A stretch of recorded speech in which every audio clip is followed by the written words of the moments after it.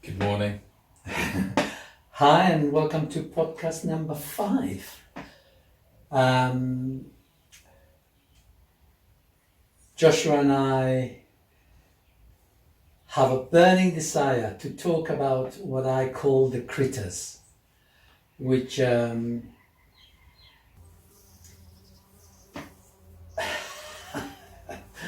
don't know what to call it, Joshua. Is it an entity? Is it a frequency? Is it a vibration? It's actually a soul. If I have to be technical, it's a soul. Yeah. Which affects mankind and which people like David Icke has called it the Archons, and which religions have made aspersions to, and that there is this something else that affects mankind, and it's been there for a while. But before I speak, I'd like to ask you to share your understanding of this whole idea of the critters, the archons, whatever you like to call it. Yeah. I mean, how do you see this? I mean, I've read so much about this, and I still haven't made my opinion up, to be honest with you. I know of high frequency negative entities, high frequency beings. There's this idea of the underworld, the hollow earth. There's beings that or energies that can affect us. There's also the Native American, understanding of it with the Wutika. There are so many different aspects. I just don't know which one really resonates with me.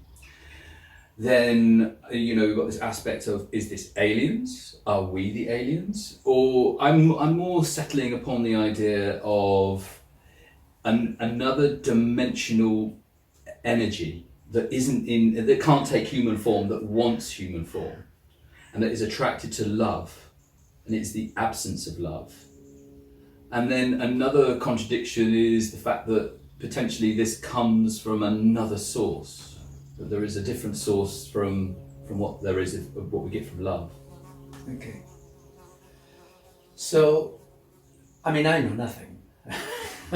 This is information that's been shared with me by Charlie, who is a 12th dimensional soul that I engage with on a regular basis.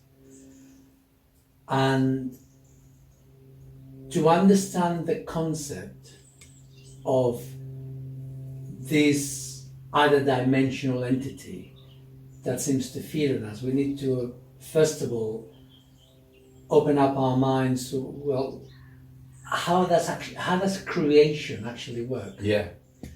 To put everything in context, we need to have an overall view, and the overall view is that there are a number of the maker of all.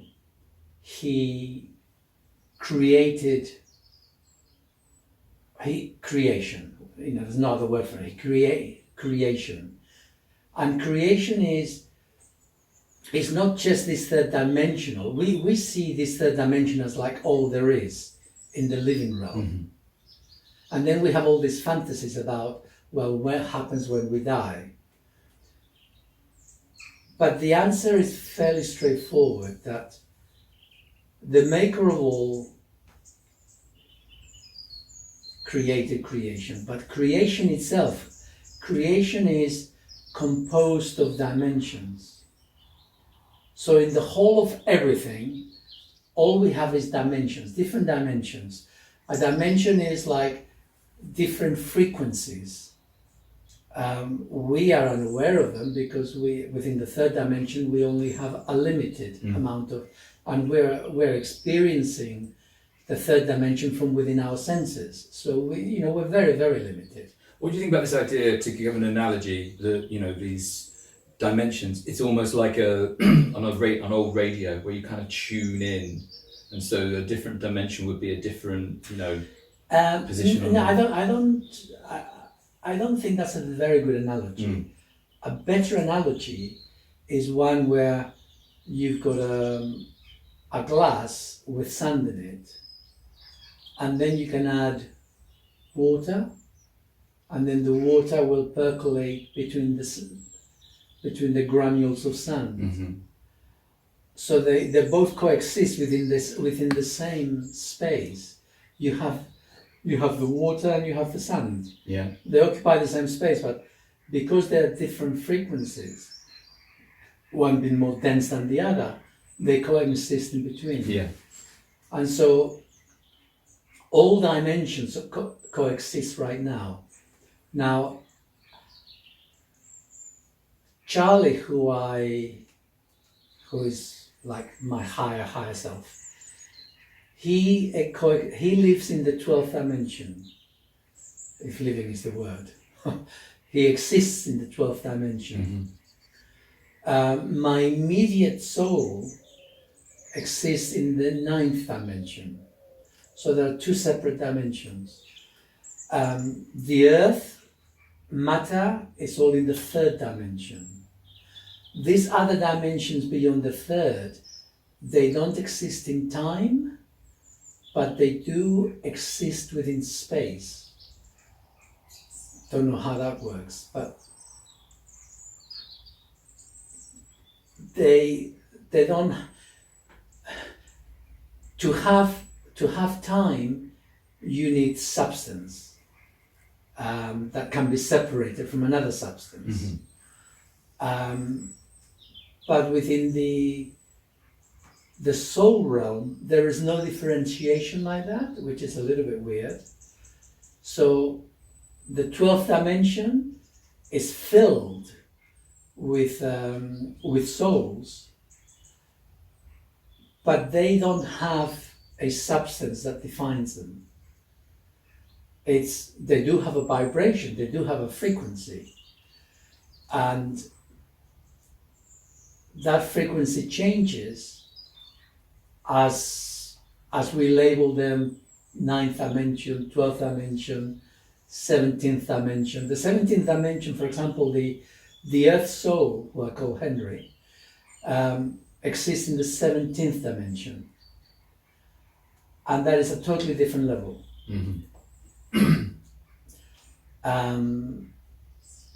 I imagine there are higher levels. I haven't explored them. They're not really relevant to us. The only relevant dimensions to us are the 9th, the 12th, and the 17th. The 9th dimension is our immediate soul, and in this particular moment in time, there is a fragment of that. So there's a fragment of, for me, I call him Eric. So there's a fragment of Eric that is blended within my structure and engages with the world through my heart. But he exists in the 9th dimension.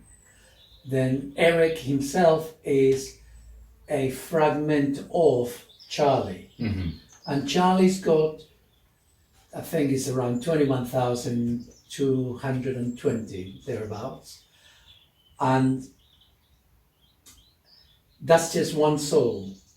But there are God knows how many other souls on this earth, not on this earth, but interacting on this earth.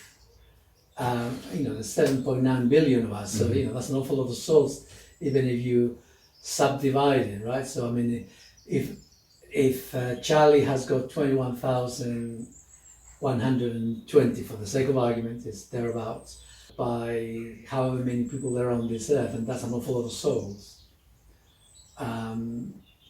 Not just Eric's, but Charlie's. There's a lot of them up there, and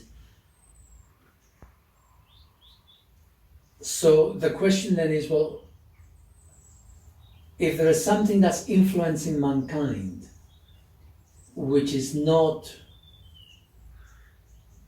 part of the system, if you like, part of the system of the escalation of souls, then what is it?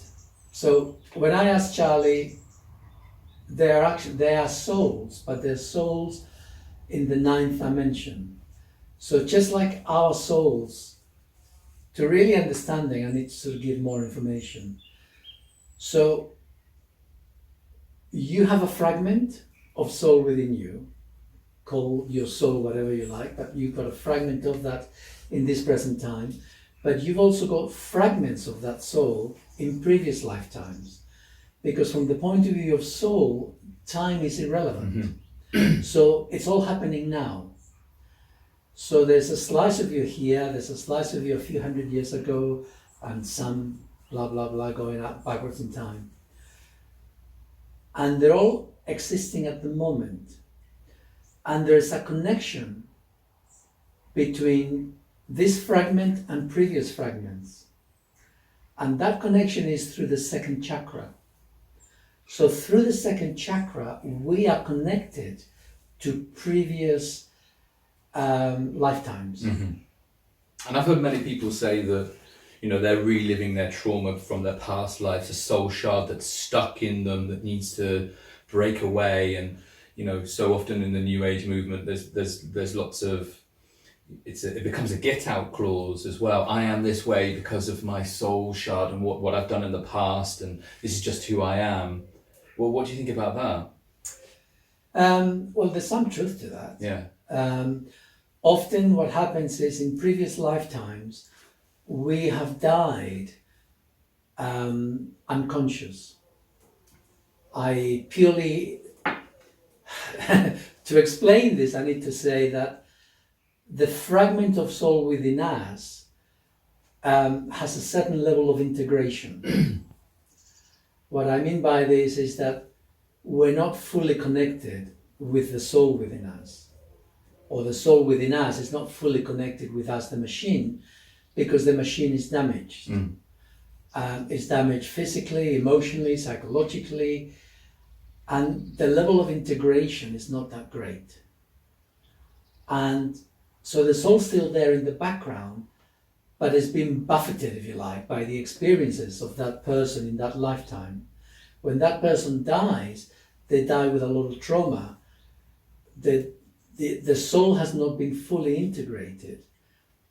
And there's a lot of experiences which still seek resolution. So then you come into this world and the past emotional debris, which hasn't been dealt with, it sends ripples, and they come through the second chakra.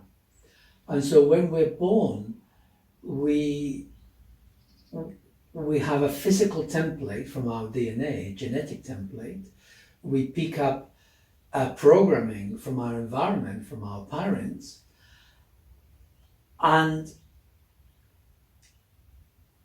we start to grow, and we've got all that problematic thing happening, but behind that there is the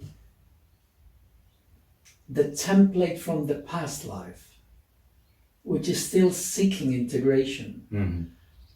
And I suppose from the point of view of the fragment of soul, it is seeking control of the machine so that it can be one with it, so that it can, because the whole point of the machine is for the soul. We're not, we're not here for you and me. We are just machines. Well, is it so that consciousness can experience itself? So the soul can experience itself. Now, why do that? What is the purpose behind it all? And you said it initially when you mentioned love. The whole point of this third dimension is to experience love. In fact, that's not even true. It's not to experience love, it's actually to feel love, to generate love. Love is the energy of the universe. In fact, love is the energy of creation.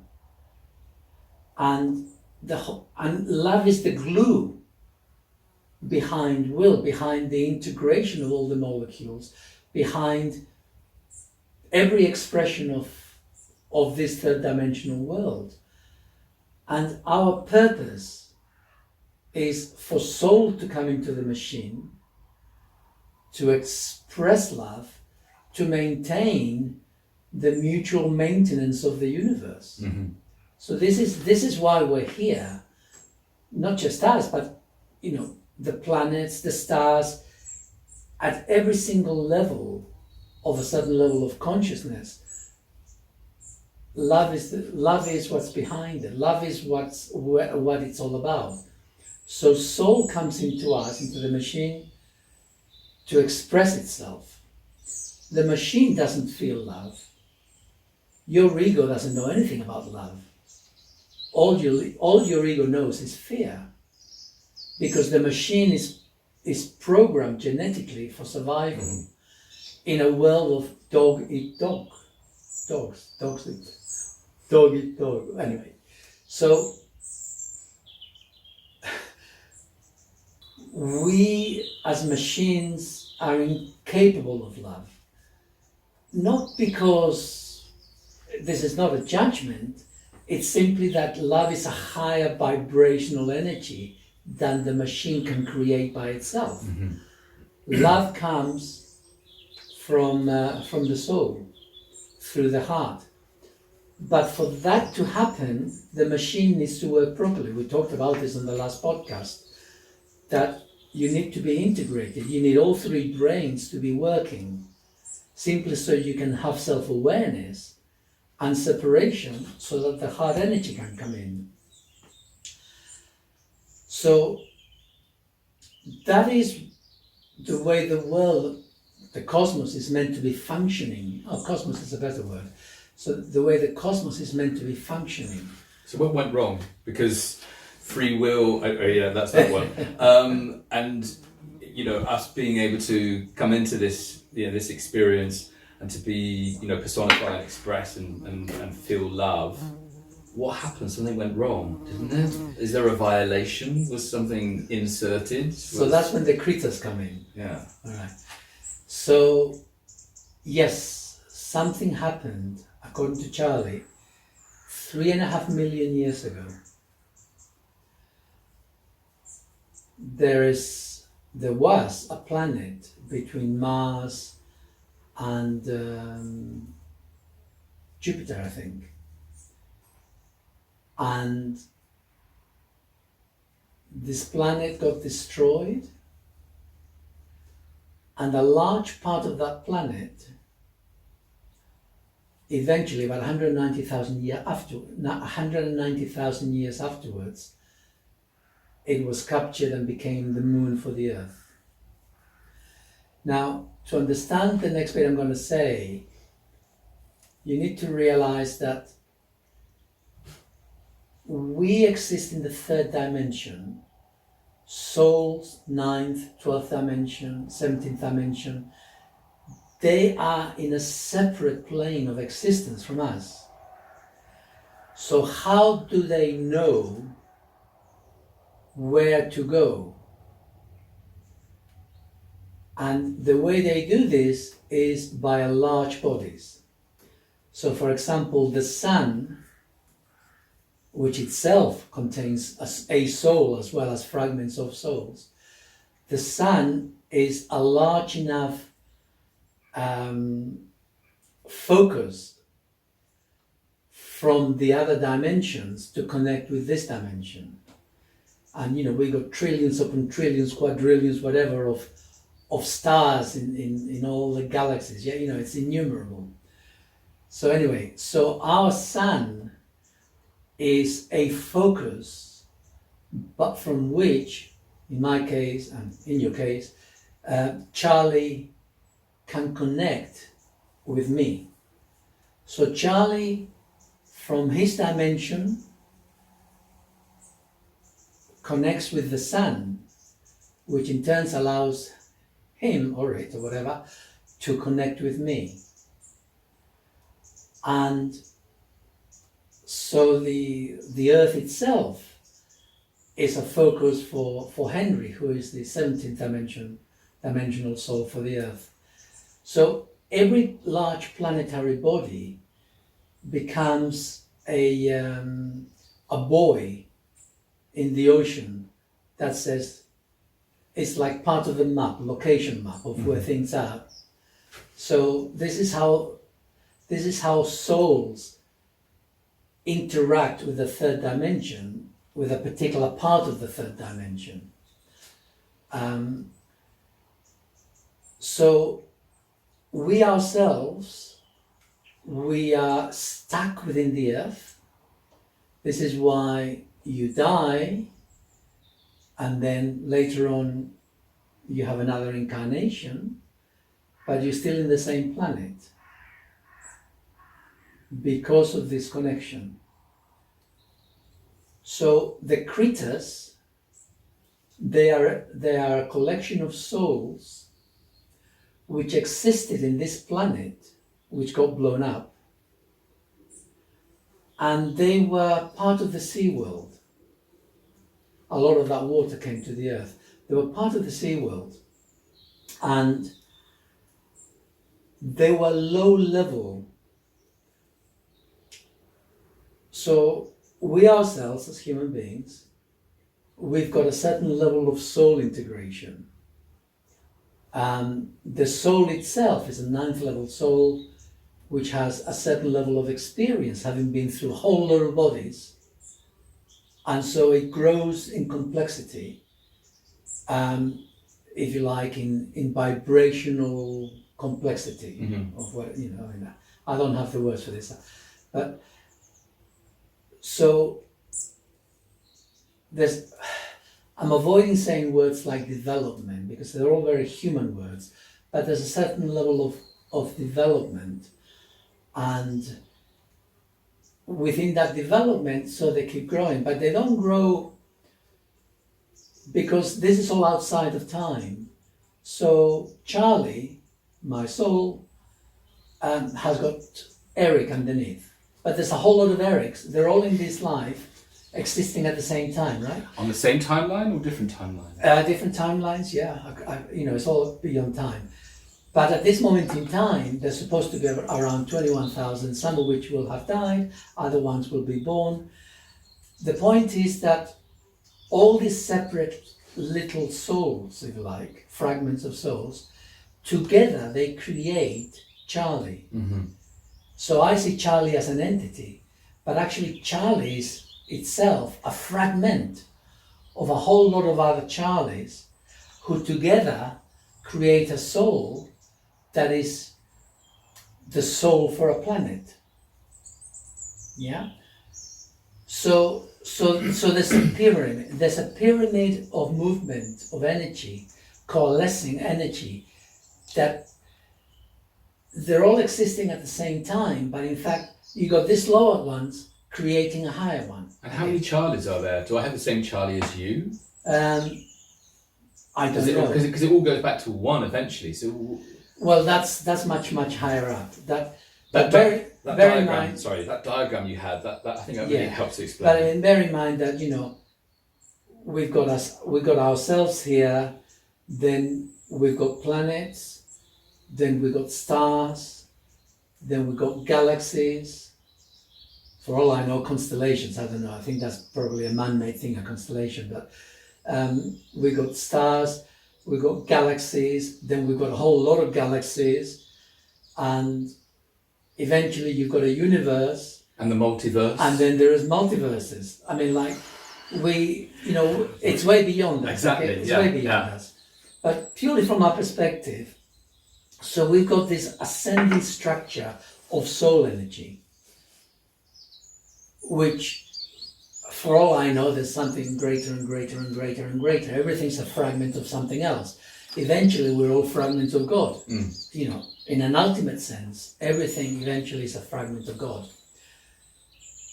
However, these critters, which were souls, very, very low-level souls interacting with these fish life forms, when the planet got ripped asunder, their focus onto this third universe is from the moon. They're not going anywhere else. That's all they know. Like us stuck on Earth. Like us stuck on Earth. Except that it's a much lower level. And apparently they've got nothing above them. So those souls have not developed a Charlie above them. Why is that? I don't know. I'll tell you what, let me just ask, not necessarily the easiest environment to ask, but Let me just give me a second.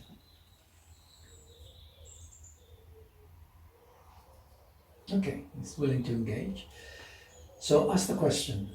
So why do these souls The souls. have that disconnection? Okay, with the those critters. islands? Yeah. Yeah, I'm with you. The critters have, at this moment in time, from our perspective, have they developed an oversoul? They haven't.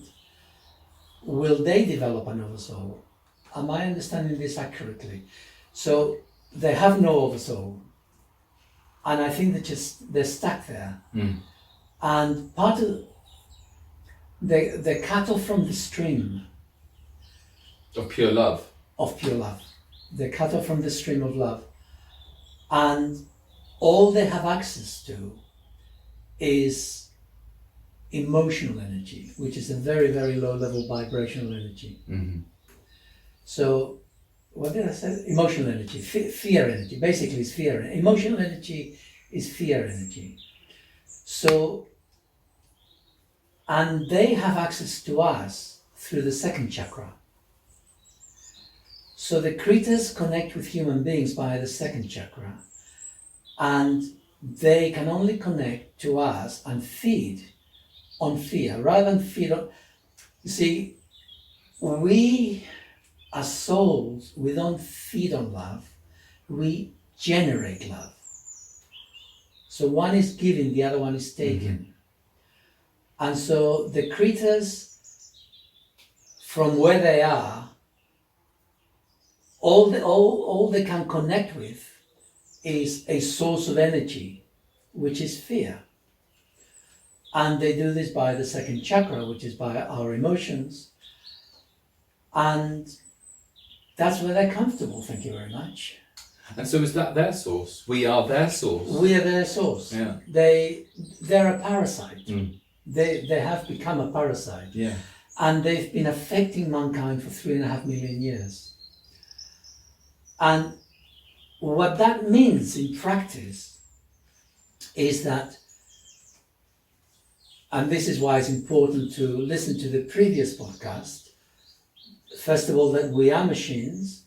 Secondly, that we use our minds to protect us from intense emotional experiences.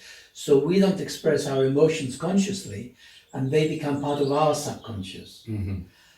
And what the critters do, and this happens twice a month, intensely. It happens the rest of the time, but intensely happens twice a month. It happens during the new moon, and it happens during the full moon. During the new moon, a few days before the new moon and a few days after the new moon, they have an effect on our third chakra, which is our belief systems. It is how we are indoctrinated, and it is how we control our emotions. Mm-hmm. So they affect us at that level. During the full moon, they affect us directly by our emotions, by releasing or allowing suppressed emotions to come near to the surface.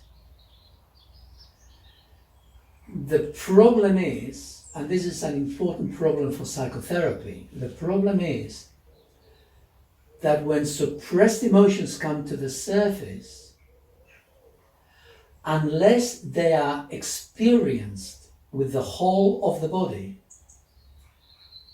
unless it is an integration, unless it is experienced with all the three brains together, then they re-traumatize us. Mm-hmm. And so something begins to surface, whatever the negative emotion is, and once it has surfaced, it gets suppressed by the mind because it's too intense. We can't deal with it. And then what we have is the reaction. And the reaction, so basically there are some emotions that we're allowed to experience, and there are some emotions we're not allowed to experience. And this is true for all of us. So it's like playing a piano, You can play Beethoven music, whatever, da, da, da, da, da. But there's a certain key or number of keys that they don't work.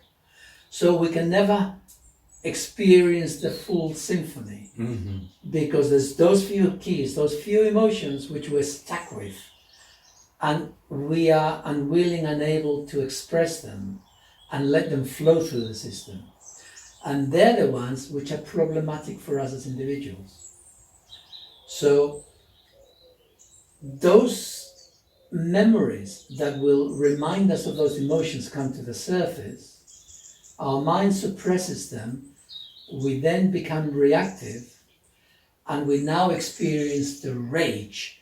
We experience those negative emotions which we are familiar with, which are quite detrimental for us, and they have this ability to rev from between 0 and 10 to 100. So they totally, like for example, rage. You see, emotions can be very healthy. Like for example, anger is a very healthy emotion. The defining my boundary, this is my boundary, this is who I am. You step over it at your peril, because I will defend my boundary come what may. Totally healthy. Every animal in existence expresses that anger unless they themselves have been suppressed. And so, for example, if we think of a dog, a dog which has been traumatized will react very, very angry, gnashing of teeth. They're actually afraid. What they're actually experiencing is fear, but it's coming out as rage. So it's flipped from one side to the other. And human beings are no different. So we need to defend our space, our integrity. It's an essential part of the organism. But when that has been subverted, when that has been denied to us as part of our culture, and so we become very weak and insipid, then every now and then, full moon, someone's going to prod you, and instead of you experiencing your pain and suffering or whatever's in there, you come out and you bite someone else's head off. Now that is rage. So what should have been anger, well, you said, don't speak to me like that. Don't say things like that. If you're going to be like that, get out of my house or whatever.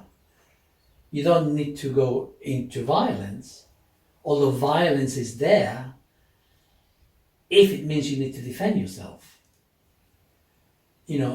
Anger has got teeth. Rage hasn't got teeth. Rage is a loose ball, it's a cannonball rolling around the place. Everybody get out of the way. It's totally different.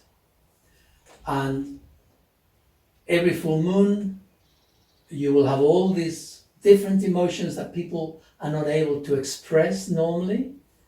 They will come towards the surface at different times in different ways. And there will be a reaction. And usually the reaction means, often it can mean people get lower backache or neck pain or shoulder pains or indigestion. A lot of physical symptoms express themselves much more at this time of the month because the emotion was coming to the surface, the mind suppresses it, you get a reaction, so that reaction gets somatized in the body as pain. All we are aware of is pain because our structure is trying to contain that emotion from expressing itself. And it is the mind that is the culprit. It is the mental programming that is trying to spare us from that emotional experience. However, the critters take advantage of this. The critters are not evil. In our culture, various cultures, there's an awareness of the, what do you call them, the Archons The Archons. and the Wutika. Wutiko. You know, there's an awareness that there's something weird about mankind. Mm-hmm. And we ourselves, although we're meant to be the acme of civilization, we're actually very ignorant. And we're ignorant because we're very split within ourselves. And we don't take the information that's around us on board. For example, if you ask nurses, you ask policemen, they will tell you, full moon, you need more people on guard. Because there's a lot more emotional, psychological issues occurring within society. There's a lot more accidents. There's a lot more things happening. Mm. You know, the fabric of our niceness seems to fall apart. Well, this has been noticed before. And it was taking notes. The problem is that in our culture, we have become truly indoctrinated to the nth degree. Mm-hmm. You know, over these 3.5 million years, there were always people, because there weren't many people in the world, but there were always people whose fear could be manipulated. But they did not have the mental programming, indoctrination to suppress all of that. That began to develop gradually over time. Mm-hmm. And there's always been a certain level of awareness that there are people who are not quite right, who are not healthy. Nowadays, there's so many unhealthy ones that it's the norm. The healthy people, they're the minority. So how does it go? I think it was a politician said this recently. I think it was an American politician. I think it was the vice, I'm not sure if it was the vice president, Kamala Harris, or someone else up there in the CDC. But one of them said that if the majority of the people believe something, then the minority are wrong. Mm-hmm. That's it. You know, if the majority believes something, then that is the truth. That's massive hypnosis, though, isn't it? Well, sure, of course it is. But it just highlights that issue of just because the majority believes something doesn't mean to say that what the majority believe is the truth. Mm. Just like the majority believe you should have 5 fruits a day, Yeah. for example. It doesn't make it the truth. The majority believe that meat will give you cancer. It doesn't make it the truth. But I'm not going to digress because I'd like to talk about this another time. The point being that right now we are highly damaged as individuals, as groups, and we are fertile ground for the critters, the Wutika, the Archons, call them what you will, for this parasitical soul energy which is stuck, and we are a rich source of low-level energy. Mm. And it does something for them. It does nothing for the rest of us. It does. The question is, are they evil? They're not evil. Mischievous. They're not even that. They're They're- just living out their program. They're like any other life form. Mm. They need to feed on something. They seek. We all seek meaning. Mm-hmm. Let me ask. Do souls seek meaning? No, souls do not seek meaning. Souls are meaning in themselves. They're the meaning of God. Mm-hmm. So souls do not need that. But what about the critters? Do they seek meaning? No, they don't seek meaning either.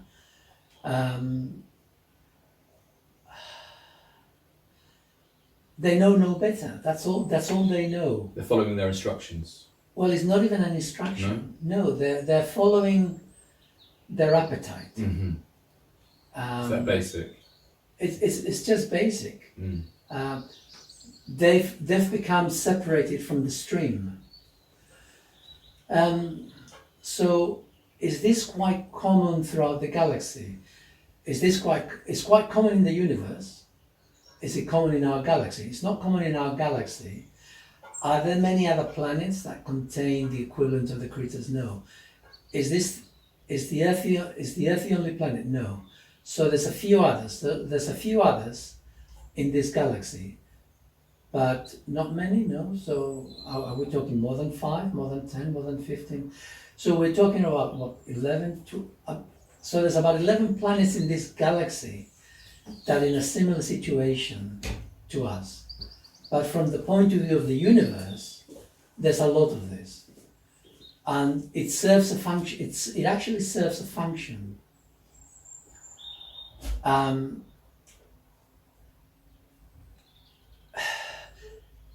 You could call it a training ground, in the sense that it makes life harder for the soul. It makes life harder.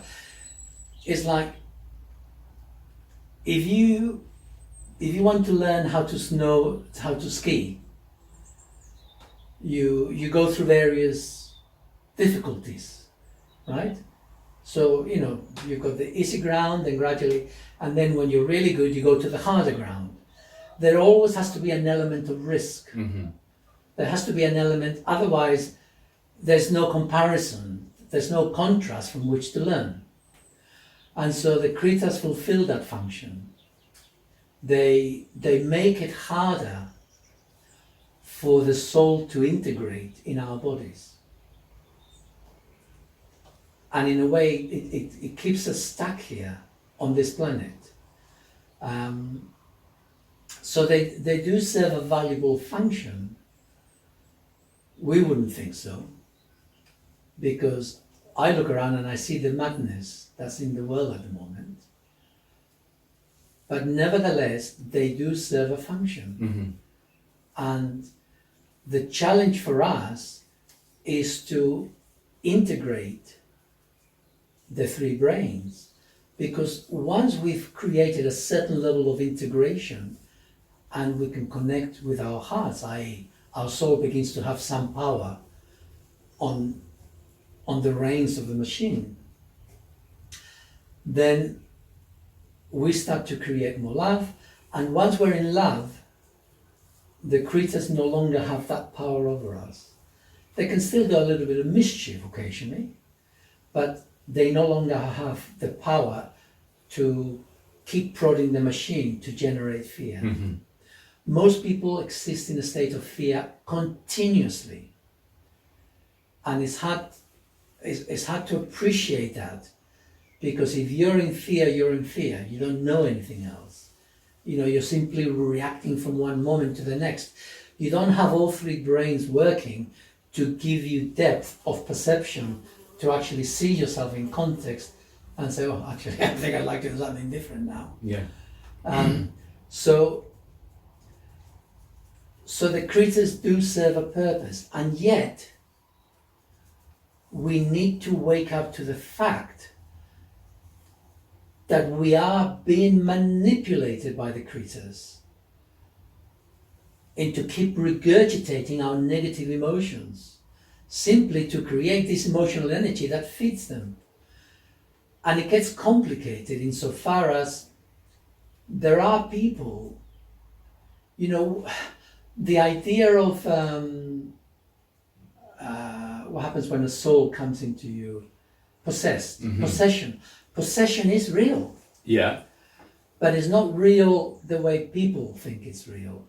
It's not real in the Christian Catholic Church of, I speak the word of God and you will go thrice, go out, go out, go out. I command you in the name of Jesus.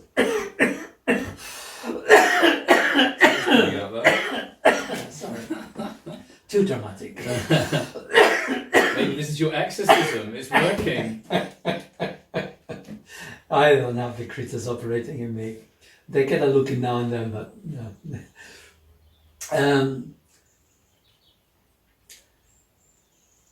So possession is real. But possession operates in those who have become so damaged that they have no chance of putting all three together. Mm-hmm. And they're totally, completely in a state of fear all the time. And unfortunately, being in fear does not mean that you're cowering in a corner. Being in fear can also mean that you seek to control everybody around you.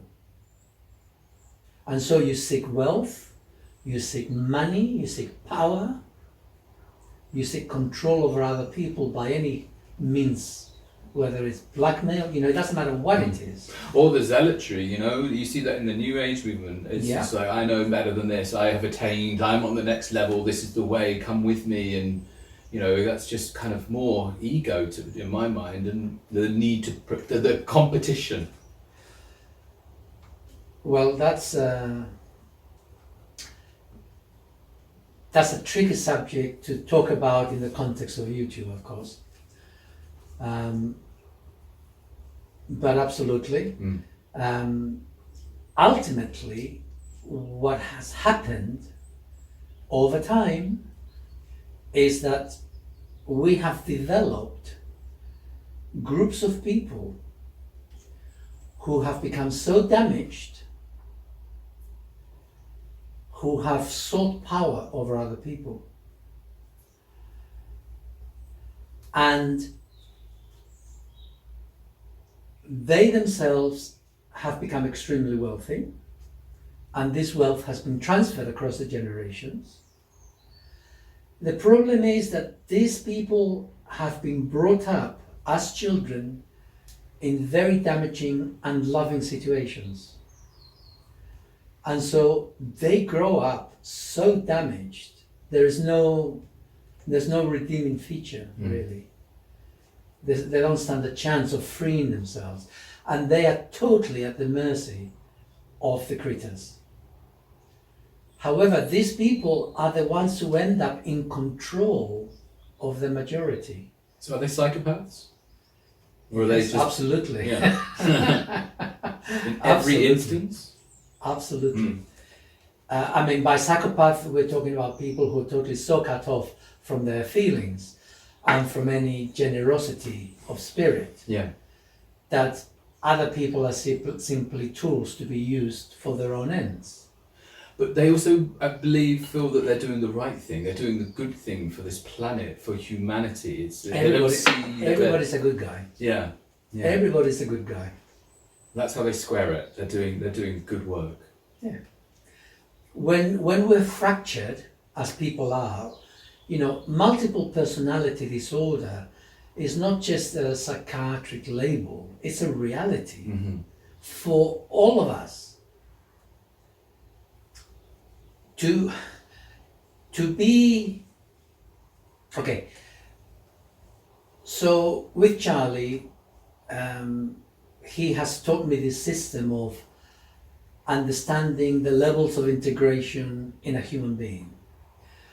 And the level of integration, the highest level of integration possible for a human being is 88.9%.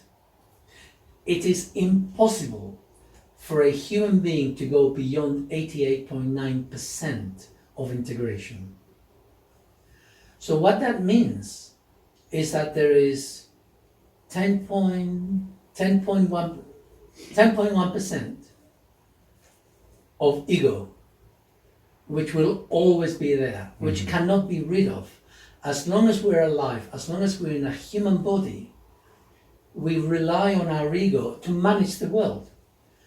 And the part of the ego, part of the physical machine, is the ability to do things on automatic. We need that. Yeah. I don't want to have to think, I'm going to have a little drink, here goes my hand, okay, I'm controlling my hand throughout, I'm now controlling my hand, coming towards my mouth, yes. Life, you couldn't live like that. Yeah. So our physical bodies have got carte blanche to learn all manner of muscle movements that we don't have to think about. Well, it's easy to fall asleep in that.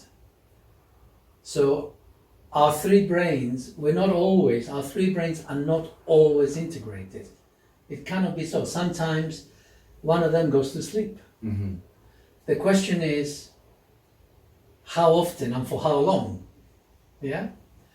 So we all need to be on automatic now and then. This is why there's always going to be that little percentage where we remain human, in the sense of we understand human. So there's always going to be that little bit that we're not fully integrated. Mm-hmm. But that's okay. You know, to reach even 60% integration is a great relief for mankind, for anyone who manages to achieve that, you know. And what kind of level do we need to get to with that consciousness to repel these critters? Around 30%, I think. Yeah. Let me double check that. It's not to repel the creatures, it's actually to be in your heart. So, right, Charlie. So bearing in mind the conversation we've just had, in terms of level of integration with regards to the critters, what is the minimum level of integration? Got to get the question right. What is the minimum level of integration at which we have effective separation and awareness, so that we can dismiss the power of the critters within the system? Is it above 20, above 30, above 25, about 25%? Mm-hmm. I know that at below 20%, the person is totally disintegrated, i.e. they're totally operating in the two brains. Yeah. There's no separation, there's no self-awareness. Mm-hmm.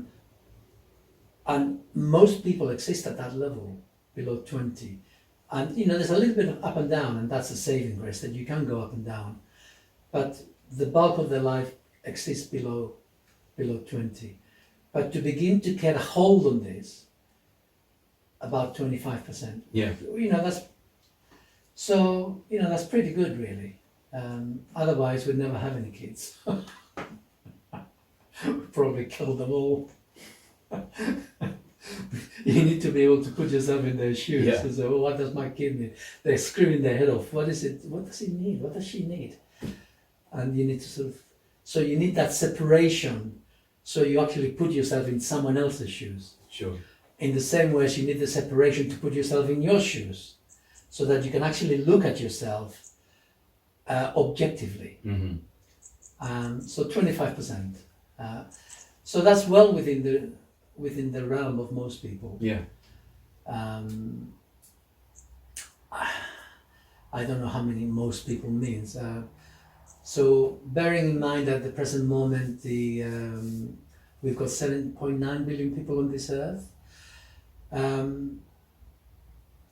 What do you mean by most people?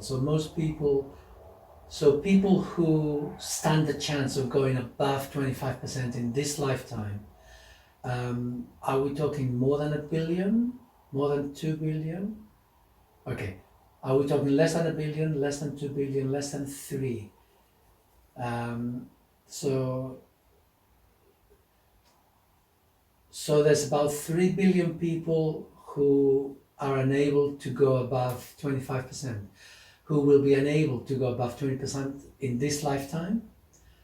And is that an effective number at this moment in time? So around 3 billion at the moment. I'm aware that when the cataclysm comes, that there will be around 2 billion who will not be able to go high enough. But around 3 billion out of 7.9 billion at the moment stand no chance.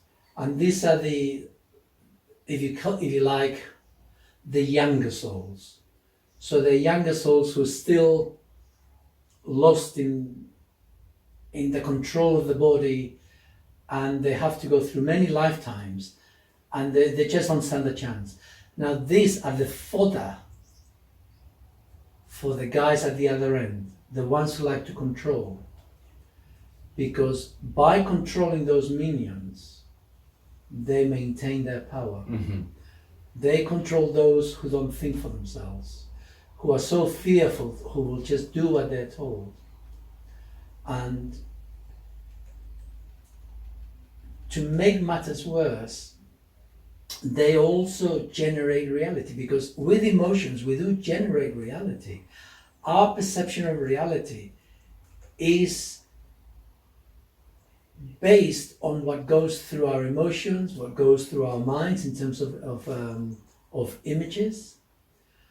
And if all that goes through our images is nightmares and negative emotions, i.e. fearfulness, afraid of everyone around us, we don't have enough of anything, because one of the hallmarks of fear is that you don't have enough of anything.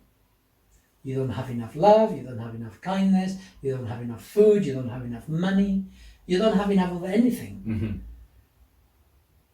And so the organism wants to survive and it wants to accumulate. You know, why do we attack another country?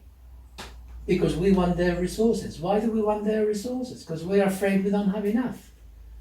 You know, this has been going on for such a long time. And we're still there. Yeah. Nothing's changed. I don't want to go into politics, but nothing has changed. And all of this is all to do with the critters. It's all to do with the manipulation of the fear. And unfortunately, although only 3 billion out of 7.9 billion today are beyond redemption from the point of view of being able to move beyond their fear to a place of objectivity and possibly love, there's a whole lot of others, another 4 billion plus, 4.5 billion, who their souls are more advanced, they're more developed, they've been around the block a few times. They have the potential to move beyond, but they've been born into the same mire as the rest of us. So they're born into a situation where they've been traumatized from the moment they come into this world. They are indoctrinated. They're at the mercy of all this negativity. And although their heart is open when they're born, it begins to shrivel and shrink, i.e. the level of integration, which begins very high, recedes. Let me ask another question. These are questions I've never asked before. So when we're born, as a rule of thumb, in general terms, at the moment of birth, what is the level of soul integration with the physical body? Is it about 30, 40, 45? So it's above 45. And part of the reason for that is because we've got trauma from past lives, which as soon as we're born, they're there in the making. The ripples of the past is in the present. Is that correct? Yeah? Okay, I got that right. So, however, 45 is quite a bit of objectivity. And it certainly is a lot of love connection. But then as the years go by, it quickly dissipates. You know, by the time you go into primary, secondary school, you've got teachers who are traumatized themselves, and they've got all these rules, regulations. The culture says this is what you have to learn because you have to be a worker, you have to do this, you have to be that. So we are controlling what you think, we are controlling your history, we are controlling everything about you so that you will become a tool for our culture. But don't you think it's happening even so? I think it happens when we're born. You know, the whole process that we've got now in the world of, you know, birth, of taking this child in this bright room, and then, you know, in so often they're now encouraging cesarean sections, and, you know, the child's taken off and sometimes put into, you know, one of those incubators or cots. They're taken away from the mother, from the heart, and in this sanitized experience. I know in other cultures, children aren't even allowed to go on the floor. They're kept really in their mother's arms or in a relative's arms. The community is involved in that child. So true. I mean, we are a sick culture, and the sickness begins from the word go. As soon as you get these medical, so-called health professionals that take over, we're buggered. Yeah. And for example, not supposed to mention Russia, but in Russian culture, I met years ago a midwife